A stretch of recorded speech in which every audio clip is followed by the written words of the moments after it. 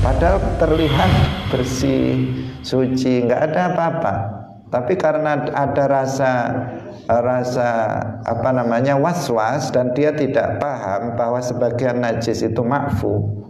Ini di sini banyak anak kecil. Saya mau lewat jalan sini, jangan-jangan ada anak yang kencing di sini. Jangan-jangan terus. Akhirnya apa? Akhirnya dia pun nggak berani, nggak berani untuk melewati misalnya lantai itu dan seterusnya. Nah, ini kalau keterlaluan itu bisa membahayakan dia sendiri, karena dia akan jalan dia dalam setiap gerak-geriknya itu selalu dihinggapi rasa was-was, ini najis enggak, ini najis enggak, ini najis enggak, ini najis enggak, selalu ketakutan seperti itu. Nah, sehingga menjadikan dia tidak tenang hatinya. Nah, maka perlu juga seseorang untuk memahami apa sih najis-najis yang dimaafkan itu.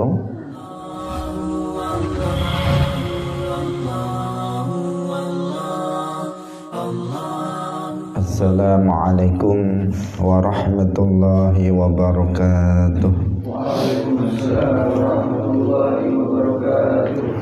Alhamdulillahi rabbil alamin. Wassalatu wassalamu ala sayyidina wa maulana Muhammadin wa ala alihi wa ashabihi thayyibin tahirin. Allahumma la sahla illa ma ja'altahu sahla wa anta taj'alul hazna idha syi'ta sahla. Allahumma arzuqna al-ikhlasa fi niyyati wal qawli wal amal, wa ba'du.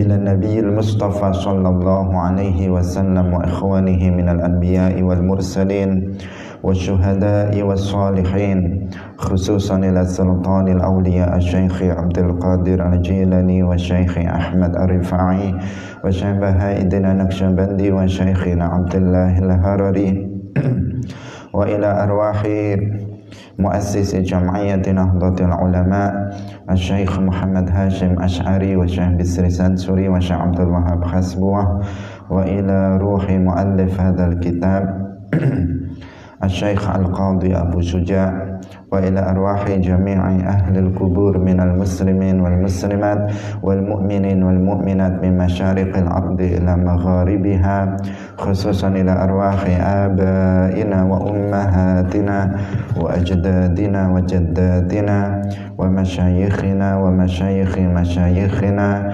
الفاتحة. أعوذ بالله من الشيطان الرجيم. بسم الله الرحمن الرحيم. الحمد لله رب العالمين الرحمن الرحيم مالك يوم الدين. إياك نعبد وإياك نستعين. اهدنا الصراط المستقيم صراط الذين أنعمت عليهم غير المغضوب عليهم ولا الضالين.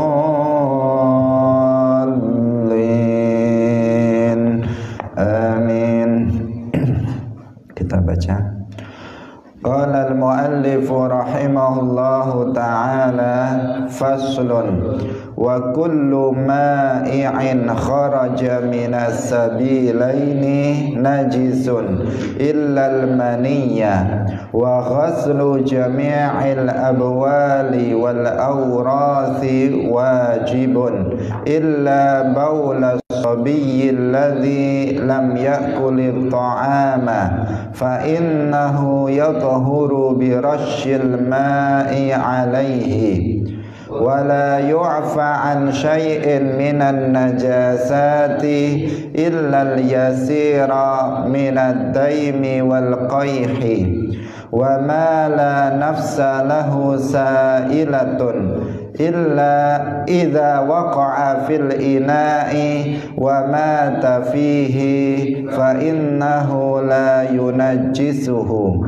wal hayawanu kulluhu tahirun illa al kalba wal khinzira wa ma tawallada minhuma aw min ahadihima wal maitatu kulluha najisatun illa samaka wal jarada wal adamiyah wa yughsalul ina'u min wulughil kalbi wal khinziri sab'a marratin ihdahunna bit-turabi wa yughsalu min sa'irin najasati marratan ta'ti alaihi wa thalathatu afdalu wa idza takhallalatil khamratu bi nafsiha tahurat wa in khullilat bi tarhi syai'in fiha lam tathur.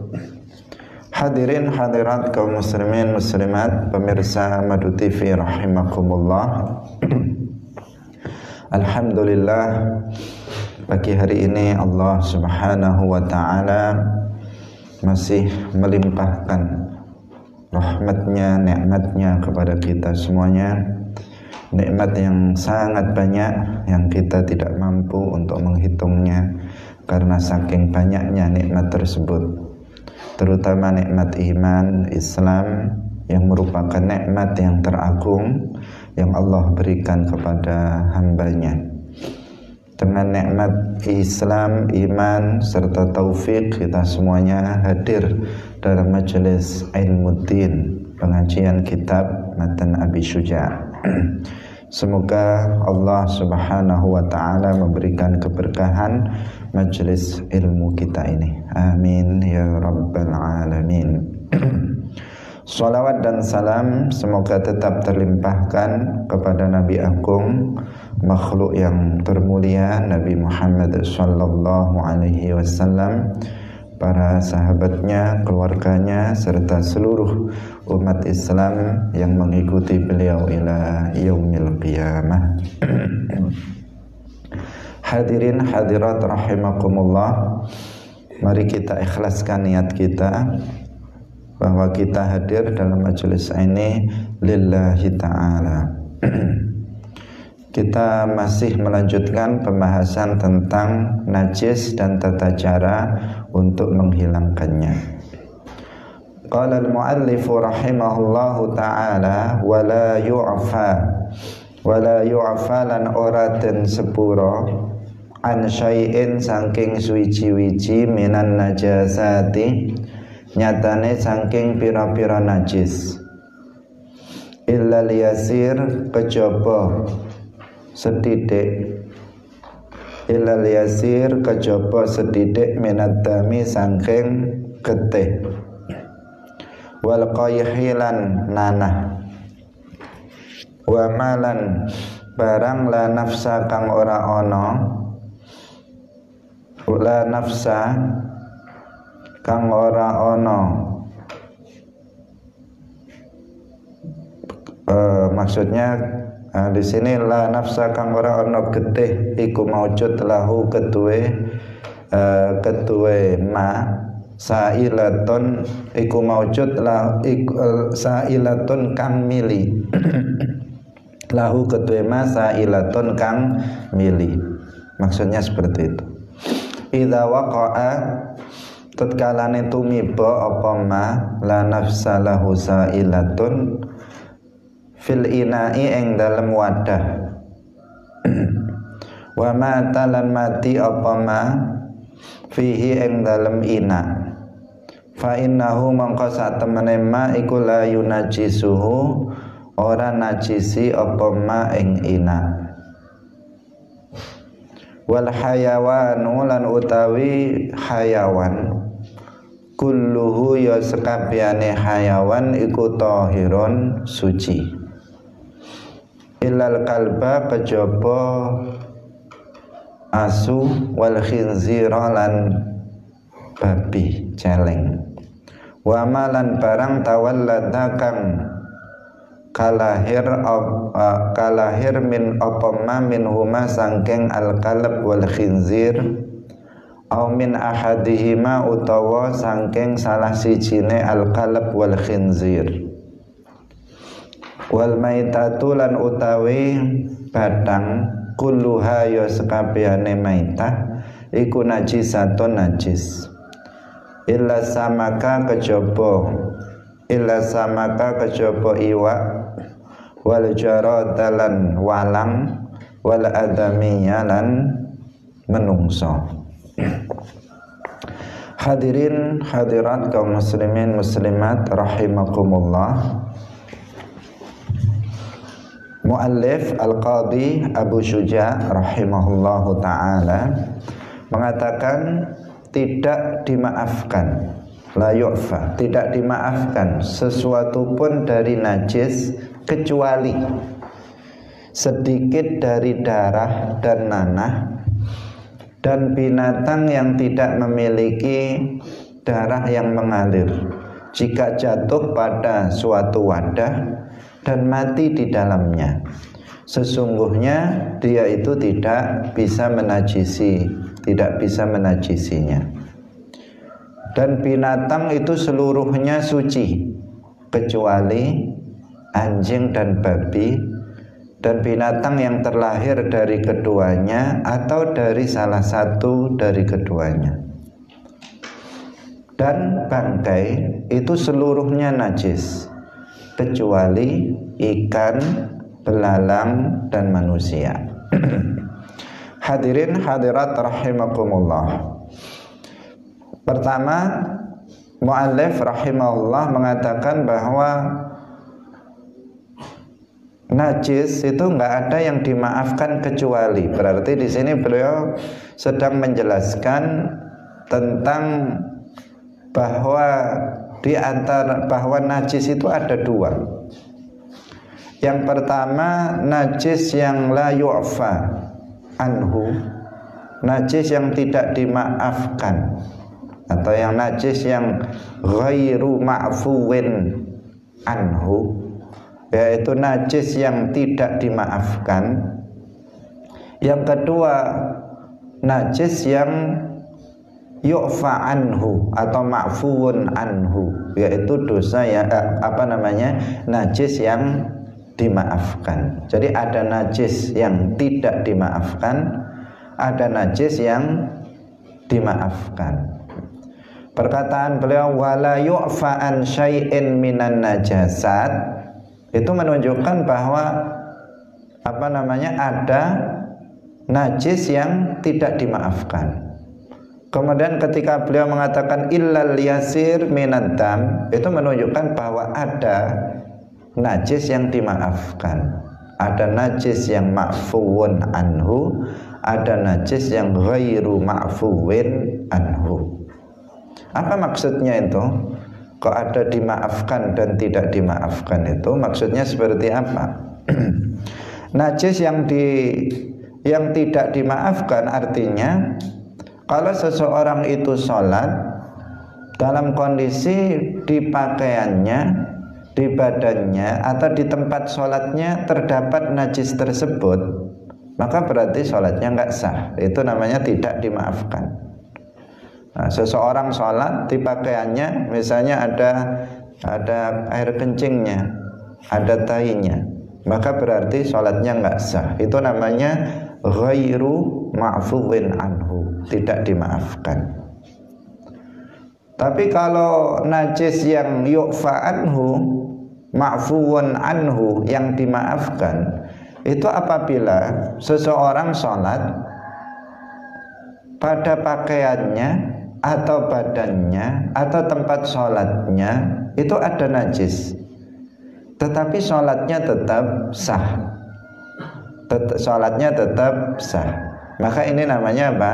Najisnya najis yang ma'fuwun anhu, najis yang dimaafkan. Jadi yang dimaksud di sini adalah dalam sholat, karena kita sudah sampaikan di awal bahwa salah satu dari syarat sah sholat itu suci dari najis.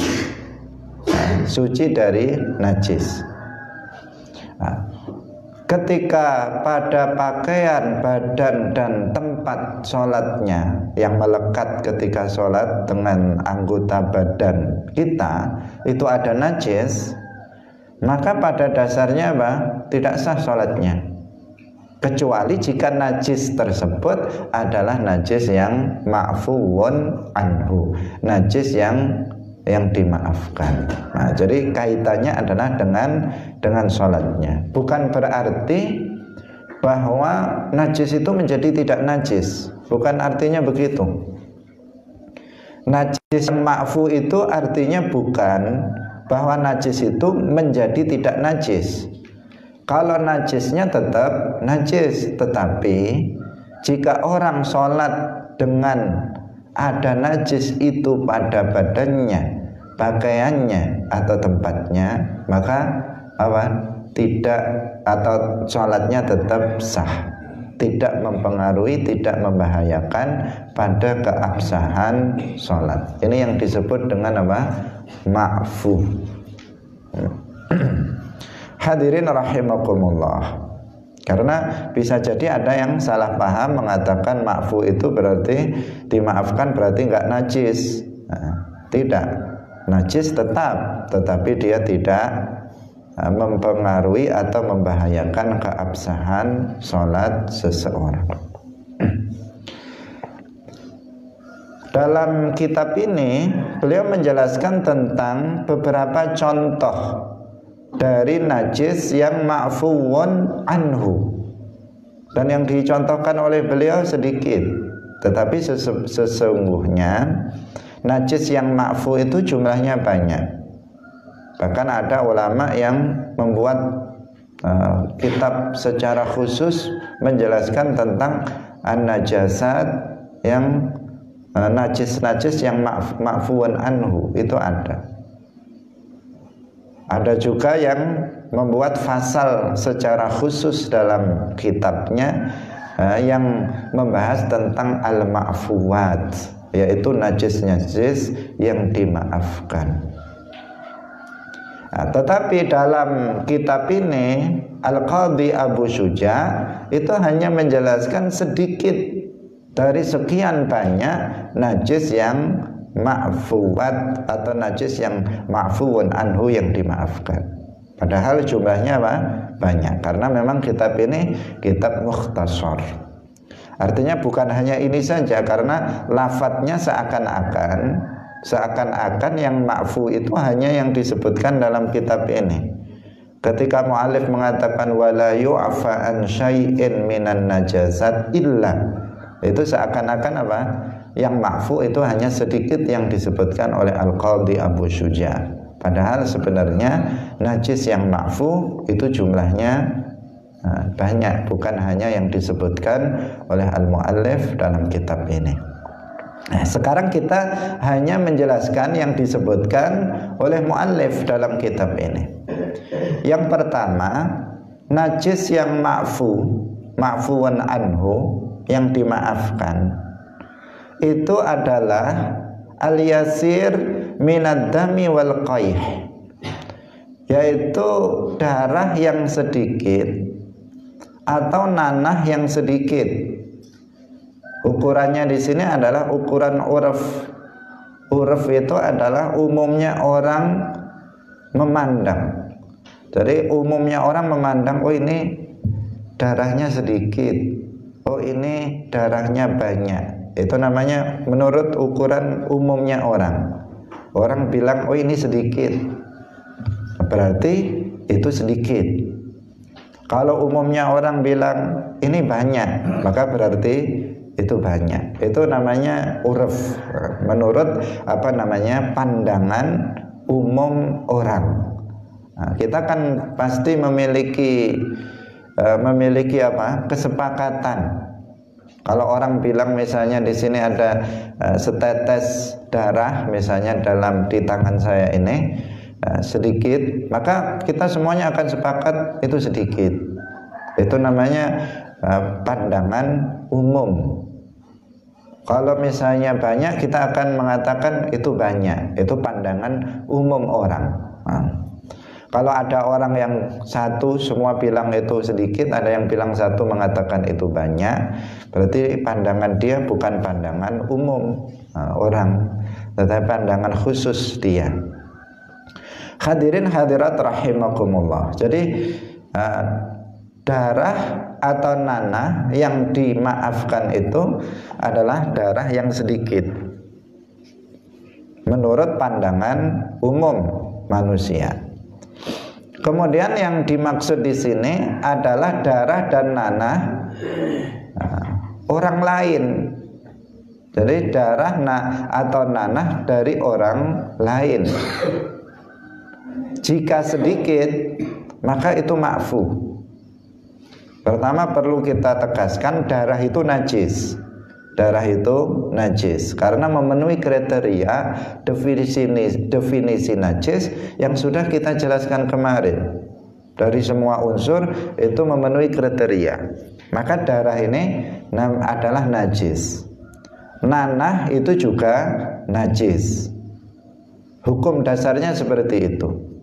Tetapi jika darah atau nanah itu hanya sedikit dalam pandangan umum menurut uraf, maka darah atau nanah itu ma'fu, dimaafkan. Ini yang dimaksud adalah darah atau nanah orang lain.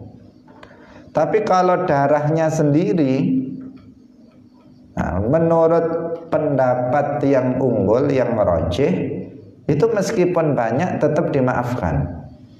Jadi misalnya di tangan kita kemudian terluka mengeluarkan darah, maka ini dimaafkan, bahkan meskipun itu banyak menurut qaul yang rajih. Artinya ada khilaf di antara para ulama. Kalau jumlahnya banyak, kalau sedikit sudah jelas ma'fu.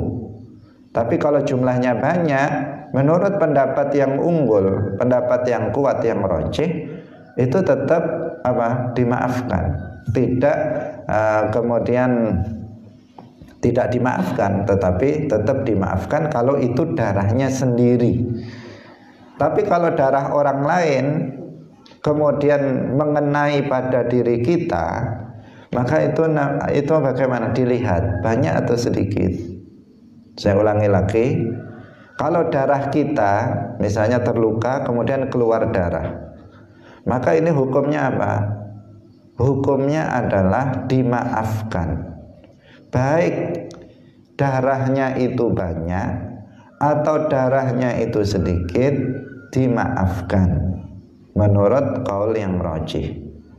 Tapi kalau misalnya di tangan saya ada darah, tapi kecipratan kena darahnya orang di samping saya tadi, entah kenapa tiba-tiba berdarah dan memuncrat misalnya ke kulit saya atau ke pakaian saya, maka di sini dilihat darahnya banyak atau sedikit.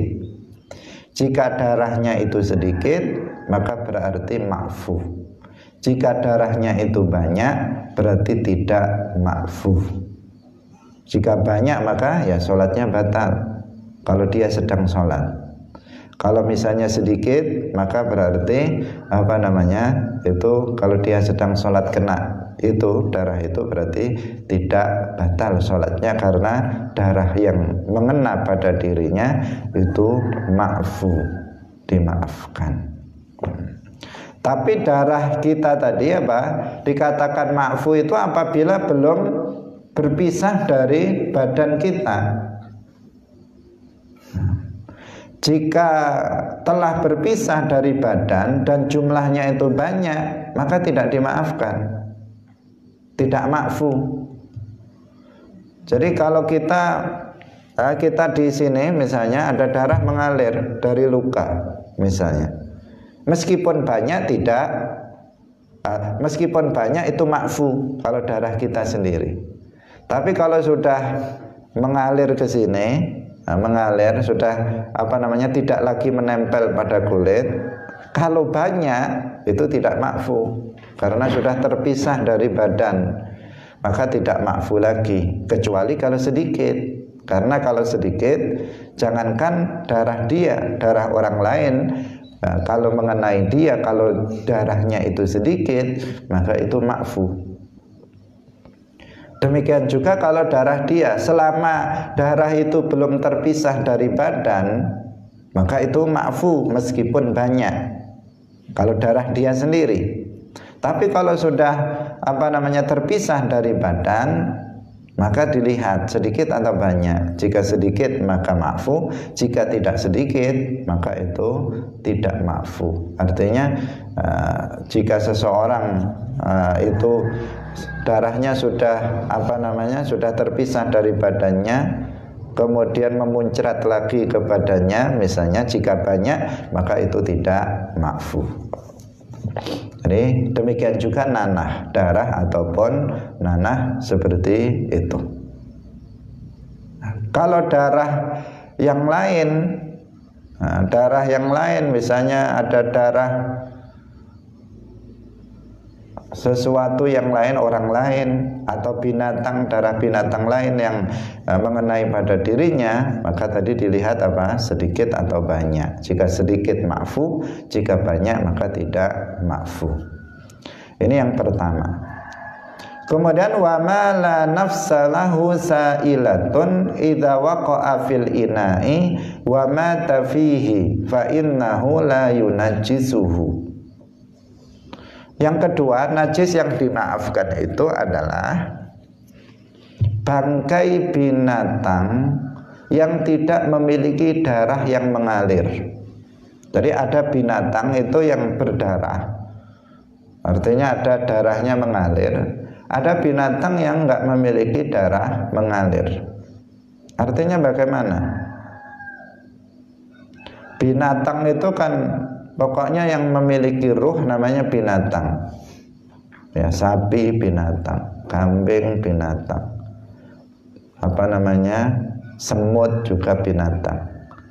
Kemudian lalat, nyamuk itu juga binatang. Itu namanya binatang. Kalau dia mati maka namanya bangkai dia. Kalau binatang itu mati maka binatang-binatang seperti yang itu mati tanpa disembelih secara syar'i, maka namanya bangkai. Nah, dari binatang-binatang itu ada yang memiliki darah mengalir, ada yang tidak memiliki darah mengalir. Maksudnya bagaimana? Maksudnya kalau misalnya binatang itu dibelah, maka tidak ada darah yang mengalir. Misalnya Misalnya semut. Kalau semut ini kemudian dibelah badannya, keluar enggak darahnya? Enggak keluar. Itu namanya dikatakan di sini mala nafsalahu sa'ilatun. Atau misalnya lalat. Nah, ini binatang. Coba dibelah lalat itu, maka dia tidak mengeluarkan darah. Itu namanya la damalahu sa'ilatun. Nah, jadi binatang yang enggak memiliki darah mengalir, jika dibelah itu tidak ada darah yang mengalir. Maka ini namanya la nafsa ma la nafsa lahu sa'ilatun. Jika ada binatang yang tidak memiliki darah mengalir seperti yang tadi kita ceritakan, kemudian dia jatuh, misalnya lalat atau misalnya semut, itu jatuh ke wadah, misalnya ke cangkir kita yang ada airnya, air minum, dia jatuh ke dalamnya. Maka binatang seperti ini kan ketika jatuh kemudian dia mati di situ. Mati berarti jadi apa? Jadi bangkai. Padahal bangkai itu hukumnya apa? Najis. Bangkai itu hukumnya najis. Tapi bangkainya ini adalah bangkai binatang yang tidak ada darah mengalirnya pada badannya. Maka ini ma'fu. Ini ma'fu, dimaafkan. Artinya air yang ada pada wadah itu, yang kejatuhan lalat yang mati di dalamnya, itu tidak bisa membuat airnya najis. Tidak bisa membuat airnya tersebut menjadi najis. Hadirin hadirat rahimakumullah. Kecuali apabila yang jatuh itu banyak sehingga merubah air tersebut, sifat-sifat air itu berubah. Airnya cuma 1 gelas, lalat yang masuk 100 lalat misalnya, saking banyaknya 100 lalat masuk, karena entah apa yang menarik sehingga lalatnya banyak yang jatuh ke situ. Sehingga apa? Nah, ini kan menjadi airnya menjadi berubah, warnanya, baunya atau rasanya menjadi berubah. Maka di sini airnya menjadi najis. Tapi kalau lalatnya misalnya cuma 1 yang jatuh ke cangkir itu, artinya tidak merubah sifat dari air tersebut, maka ini adalah ma'fu, dimaafkan. Kalau najisnya najis, kenapa? Karena ada bangkai yang jatuh, bangkai yang itu hukumnya najis, jatuh ke air yang sedikit. Seperti yang kita ceritakan di awal, kalau ada air itu kurang dari 2 kullah, airnya air sedikit, kemasukan najis meskipun setetes, maka langsung menjadi najis, baik airnya itu berubah atau tidak berubah. Itu kalau airnya sedikit.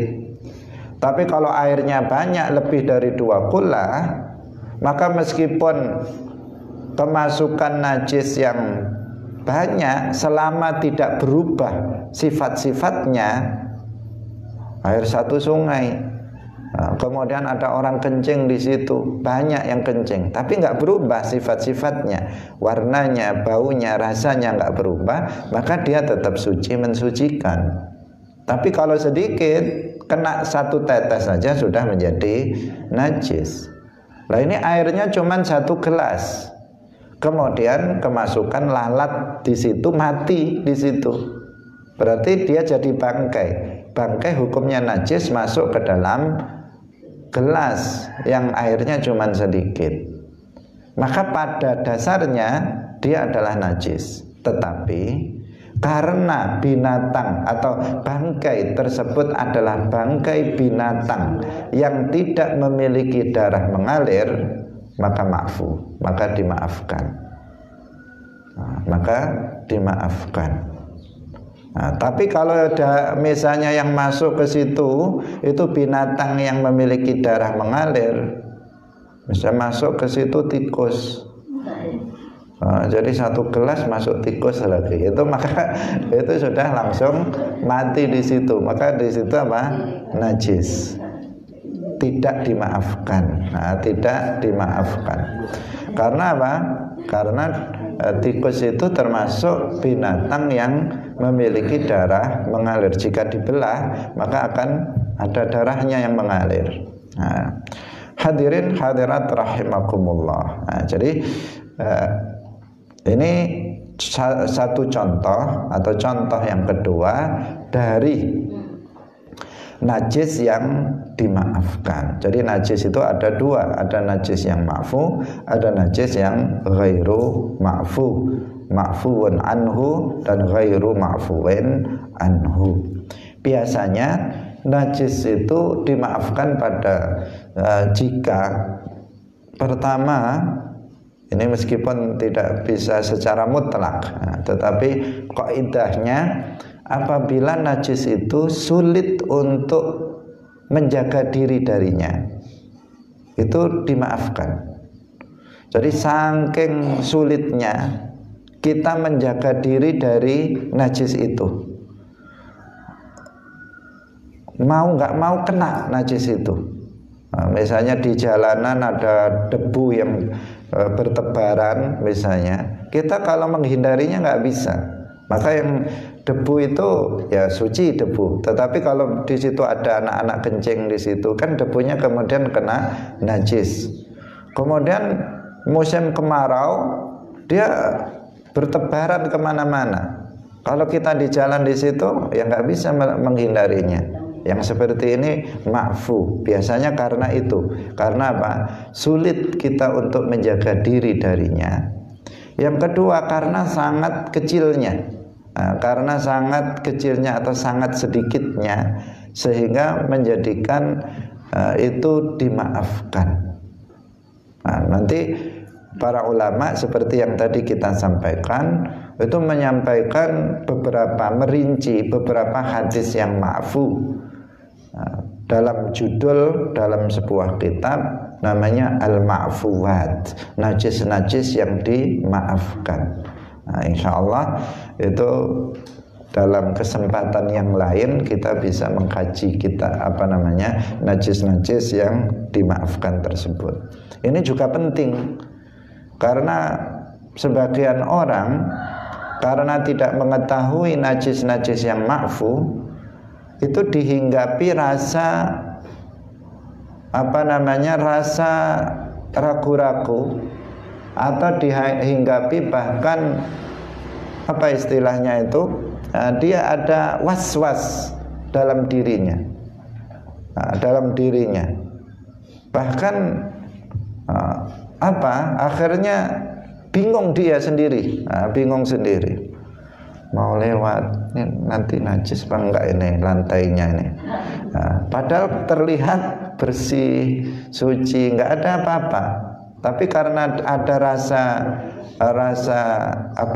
was-was dan dia tidak paham bahwa sebagian najis itu ma'fu. Ini di sini banyak anak kecil. Saya mau lewat jalan sini, jangan-jangan ada anak yang kencing di sini. Jangan-jangan terus. Akhirnya apa? Akhirnya dia pun nggak berani untuk melewati misalnya lantai itu dan seterusnya.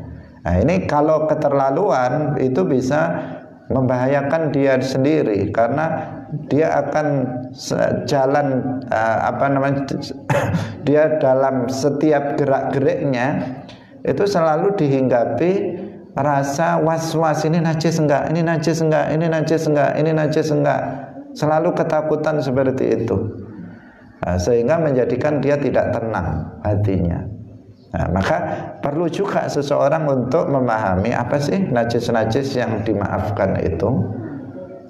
Di antaranya apa? Tadi kita sampaikan, ketika suatu najis itu sulit bagi seseorang untuk menghindarinya, biasanya najis seperti itu najis yang dimaafkan. Tetapi itu perlu tidak kemudian kita mengaku-ngaku, misalnya ini saya sulit, padahal sebenarnya bisa dia untuk menjaga diri darinya. Karena itu perlu belajar secara khusus tentang al-ma'fuwat, yaitu najis-najis yang dimaafkan, yang di sana diuraikan sangat banyak sekali, bukan hanya 2 yang disebutkan oleh Al-Qadhi Abu Syuja dalam kitab ini. Hadirin hadirat rahimakumullah. Kita lanjutkan kembali. Wal hayawanu kulluhu tahirun. Ini kaidah ya.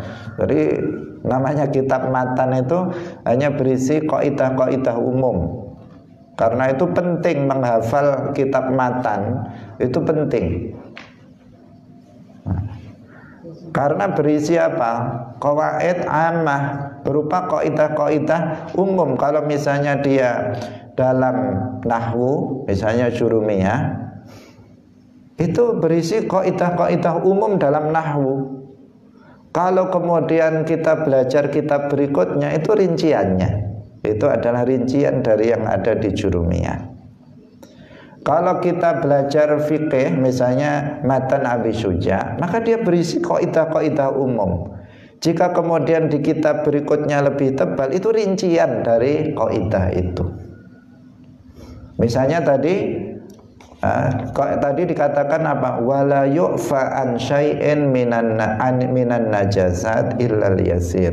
Itu namanya apa? Kaidah. Sekarang ada kaidah lagi, wal hayawanu kulluhu thahir. Binatang itu semuanya suci illal kalba wal khinzira wa ma tawallada minhuma aw min ahadihima. Itu kaidah namanya. Bahwa binatang itu semuanya suci kecuali anjing dan babi, dan yang terlahir dari keduanya atau salah satunya itu yang najis. Berarti selain itu apa? Suci. Berarti ayam, berarti kambing, berarti sapi, berarti apalagi kucing, berarti itu hayawan kulluhu thahir, semuanya adalah suci.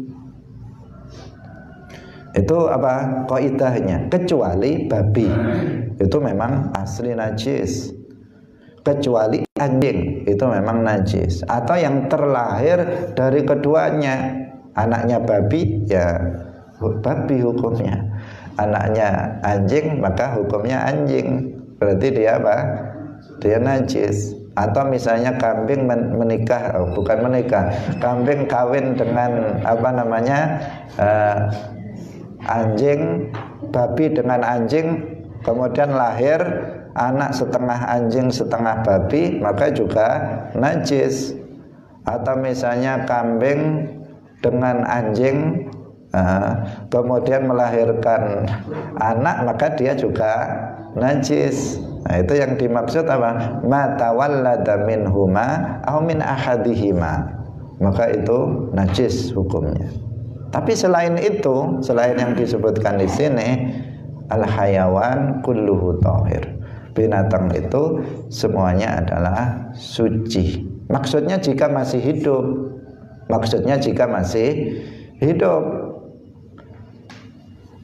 Yang dimaksud al hayawanu kulluhu thahir, binatang itu suci, maksudnya jika masih hidup. Kalau sudah mati, nah nanti lain lagi matinya bagaimana, termasuk binatang yang bisa dimakan atau tidak, kemudian matinya seperti apa, ini nanti ada rinciannya. Tapi selama masih hidup, kucing itu masih hidup, maka kucing itu suci. Ayam itu masih hidup, maka disentuh ya enggak apa-apa, suci. Kalau misalnya sapi, kambing kita sentuh, maka itu suci, enggak masalah kalau dia masih hidup. Tapi kalau ada kucing mati, berarti bangkai. Nah, itu nanti lain, setelah ini ada pembahasan wal maitatu kulluha najisatun. Nanti kaidahnya sendiri. Di sini adalah binatang yang hidup itu pada dasarnya adalah suci kecuali anjing, kecuali babi, dan yang terlahir dari keduanya atau salah satunya, maka itu hukumnya adalah najis. Hadirin hadirat rahimakumullah. Nah, sekarang kita akan menjelaskan sedikit rincian terhadap masalah ini, karena ini masalah penting dan terjadi dalam sehari-hari. Sebuah kaidah bahwa hayawan kulluhu thahir, ini yang pertama. Kemudian satu hal yang penting, ada beberapa hal yang penting kita pahami, bahwa bagian yang terpisah dari binatang yang masih hidup itu hukumnya seperti bangkainya binatang tersebut. Saya ulangi lagi. Bagian yang terpisah dari binatang yang masih hidup. Jadi binatangnya masih hidup, kemudian ada bagian badannya yang terpisah. Maka hukum bagian yang terpisah itu sama seperti bangkainya binatang tersebut. Berarti apa? Berarti ya bangkai, berarti najis. Bangkai berarti najis. Misalnya ada kambing, kakinya putus, mungkin karena apa namanya, nggak diikat sehingga sehingga nganu ke sawah tetangganya, akhirnya dibalang sama tetangganya pakai arit misalnya, kemudian patah kakinya. Maka patahan kaki itu najis atau suci? Jawabannya najis. Kenapa? Karena kambing itu jika dia mati tanpa disembelih, maka dia bangkainya itu najis. Bangkai kambing itu najis. Maka sesuatu yang terpisah dari kambing itu di waktu kambing itu masih hidup itu adalah najis. Bangkai hukumnya seperti bangkainya. Sapi misalnya, sapi yang masih hidup, sapi masih hidup, kemudian telinganya terpotong, boleh enggak telinganya itu dimasak? Misalnya punya kambing, misalnya diambil kakinya dulu dimasak, besok diambil kakinya yang kanan misalnya, boleh apa enggak? Ya enggak boleh, tidak boleh, itu najis.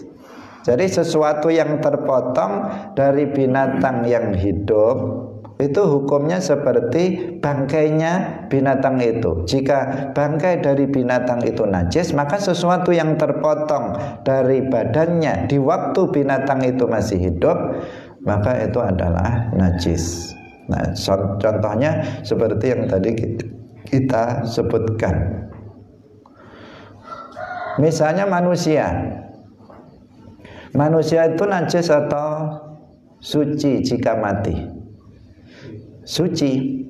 Manusia itu pengecualian, kemarin sudah kita sampaikan. Jadi kalau ada orang manusia ini mati, maka bangkainya itu suci. Jadi kalau ada manusia masih hidup, kemudian jarinya terpotong, maka potongan jari ini najis atau suci? Suci. Karena apa? Karena dia adalah potongan dari binatang yang jika dia mati, dia adalah suci. Maka apa yang terpotong darinya itu hukumnya juga suci. Beda dengan kambing tadi. Kambing itu kalau dia jadi bangkai, maka dia najis. Maka sesuatu yang terpotong darinya di waktu dia hidup, maka itu najis juga. Jadi kaidahnya adalah bagian yang terpisah dari binatang yang masih hidup, maka hukumnya seperti bangkainya. Jika bangkainya itu najis seperti kambing, seperti sapi, maka potongan itu adalah najis. Jika bangkainya itu suci seperti manusia, maka apa yang terpotong darinya di waktu dia hidup, maka hukumnya juga suci. Hadirin hadirat rahimakumullah. Ini yang pertama dari kaidah penting yang perlu kita pahami terkait dengan wal hayawanu kulluhu thahir. Artinya ketika nggak pisah, binatang itu masih hidup, nggak ada sesuatu yang terpisah darinya, itu suci. Tetapi kalau kakinya terpotong, maka kakinya itu najis yang terpotong. Kalau yang binatangnya di sini masih thahir, masih suci. Kemudian yang kedua, rambut atau bulu yang terpisah dari badan binatang yang boleh untuk dimakan, hukumnya suci. Seperti misalnya bulu kambing, sapi dan seterusnya, itu suci. Jadi kalau kita misalnya akrab dengan kambing misalnya sehingga sebagian orang kan saking akrabnya terus mendekat saja dengan kambingnya, diusap-usap, diapa-apakan. Kemudian apa? Bulunya menempel pada badannya, pada pakaiannya. Itu bagaimana hukumnya? Suci. Hukumnya adalah suci. Kenapa? Karena kambing adalah termasuk binatang yang boleh dimakan. Termasuk binatang yang boleh dimakan, maka hukumnya suci. Tetapi jika rambut atau bulu yang terpisah itu dari badan binatang yang tidak boleh dimakan, maka hukumnya najis. Misalnya kucing. Kucing itu boleh dimakan apa enggak? Enggak boleh dimakan. Kalau seseorang itu akrab dengan kucing, misalnya, ini kita contohkan akrab karena biasanya orang yang begitu yang mudah kena bulu kucing. Nah, sehingga dia tidur saja sama kucing. Nah, misalnya ada sebagian orang dia tidurnya sama kucing. Nah, sehingga apa? Di pakaiannya ini kena bulu kucing yang terpisah dari badan kucing itu. Maka bulu kucing yang terpisah darinya hukumnya apa? Najis. Kalau bulu yang masih nempel pada kucing nggak najis. Kalau kita menyentuh kucing ya nggak masalah, nggak najis itu. Karena al-hayawan kulluhu thahir tadi. Yang kita bicarakan adalah bulu yang sudah terpisah dari kucing. Maka itu hukumnya adalah najis. Kenapa? Karena kucing termasuk binatang yang nggak bisa dimakan. Jadi kalau masalah bulu binatang, maka di sini dilihat binatangnya tersebut termasuk binatang yang bisa dimakan atau termasuk binatang yang nggak bisa dimakan. Jika termasuk binatang yang bisa dimakan, maka bulu yang terpisah darinya itu tidak najis. Misalnya bulu kambing, misalnya bulu sapi, maka itu tidak najis. Tapi kalau binatang tersebut adalah binatang yang nggak boleh dimakan, misalnya bulu kucing, dia terpisah dari kucing bulunya, maka itu adalah najis. Ini kaidah yang penting untuk dipahami. Karena banyak orang yang senang dengan kucing, hobinya memang memelihara kucing, hari-hari sama kucing saja dia nggak bisa tidur kalau kucingnya belum datang atau kalau dia tidak ada kucing di sampingnya. Nah, sehingga apa? Orang yang seperti ini harus berhati-hati. Karena bulu yang terpisah dari kucing itu adalah najis. Jika itu mengenai badannya atau pakaiannya, nanti bagaimana kalau dia sholat? Dia harus berhati-hati dalam masalah ini. Nah, hadirin hadirat rahimakumullah. Bukan berarti nggak boleh seseorang memelihara kucing, tidak berarti seperti itu. Ini kita bicara masalah najis atau tidak najisnya. Artinya seseorang harus berhati-hati kalau dia memelihara kucing, apalagi sampai akrab dengan kucing, maka dia harus lebih berhati-hati. Jangan sampai nanti ada bulu dari kucing itu yang terpisah darinya, karena dia mudah terpisah, bulu itu mudah lepas dari badannya sehingga menempel pada pakaian kita atau badan kita. Hadirin rahimakumullah. Kemudian berikutnya tentang masalah susu binatang. Susu binatang yang tidak boleh dimakan hukumnya najis, kecuali susu manusia. ASI itu boleh, meskipun manusia itu, karena manusia ini dihukumi juga hayawan ya. Hayawan itu sesuatu yang memiliki roh, itu namanya hayawan. Sesuatu yang memiliki roh namanya apa? Hayawan. Dan manusia itu hayawan. Dalam ilmu mantik sering dicontohkan bahwa al-insanu hayawanun natikun. Berarti manusia itu memang jenis dari binatang. Nah, karena manusia memiliki ruh. Nah, susu binatang yang tidak boleh dimakan, misalnya susunya babi, susunya anjing, susunya kucing, maka itu apa? Itu hukumnya najis. Kecuali susu dari manusia, maka itu tidak najis. Pengecualian. Nah, sedangkan susu binatang yang boleh dimakan, maka itu hukumnya adalah suci.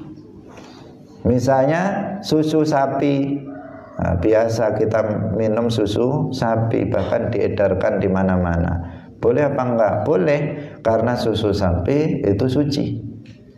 Karena sapinya boleh dimakan, maka susunya juga suci. Susu kambing itu juga suci, boleh diminum oleh manusia. Susu kuda itu juga boleh. Kuda ini menurut mazhab Syafi'i, kuda ini halal untuk dimakan. Maka susu kuda liar atau kuda enggak liar misalnya, maka itu hukumnya adalah suci, sehingga boleh untuk diminum. Jadi itu kaidahnya juga. Jadi susu binatang itu dilihat binatangnya apa. Kalau binatangnya itu boleh dimakan, maka dia susunya juga suci. Jika binatangnya itu binatang yang tidak boleh dimakan, maka berarti susunya najis, tidak boleh dikonsumsi. Hadirin rahimakumullah. Yang biasa dikonsumsi manusia itu kan apa? Susu sapi, susu kambing, susu kuda, itu biasa dikonsumsi oleh manusia. Kalau air susu ibunya atau ibunya tidak mau menyusui, akhirnya anaknya dikasih susu sapi. Nah, hadirin rahimakumullah. Kemudian yang berikutnya yang penting juga untuk diketahui bahwa ini kita jelaskan besok ya. Di sini ada satu kaidah lagi, yaitu al-maitatu kulluha najisatun. Bangkai itu seluruhnya hukumnya najis kecuali ikan, belalang, dan manusia. Insya Allah akan kita lanjutkan besok karena waktunya sudah habis. Nah, demikian. Barakallahu fikum wallahul muwaffiq ila aqwamit thariq. Wassalamualaikum warahmatullahi wabarakatuh.